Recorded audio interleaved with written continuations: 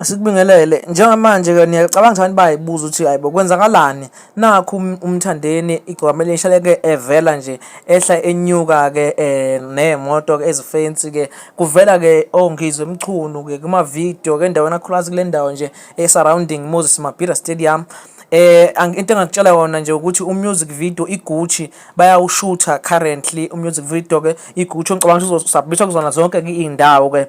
lapho ke okudlala khona music especially mhlambe lapha ko MTV Base kobani ko Trace Music zonke lezi indawo nje edlala khona music. I think music video ke we Paris we Gucci I mean indlela oshuthwa ngayo ke uzoqualifya ukuthi ke ungene ke kulama channel amakhulu lapho kudlala khona ke music video yonkana ke ngoba istandard kakhulu Mthandeni usikhuphulile kakhulu ke kulo music video wakhe Mthandeni ke esingakubalela nje ukuthi bakhona laphana ke ukhuthuza ke kona music video ke okay ke ukhona kona music video ke uDuncan ke ukhona ke kuona music video ke singamshiya ke kanjani ke ingizwe imlando kaMchunu ke naye ke uzovela ke kuona lo music video ke wegcokamelisha ke nawo wonke kamagida ngoma ke alo laphana ke egcokamelisha ke azovela ke kulo music video ke oshuthwayo ke wengoma etrenda kakhulu ebheka u6 million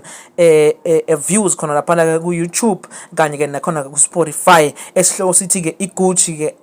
khona kuyona ke uma ake ngikushiye nje namazwibela ke okwenzakalayo.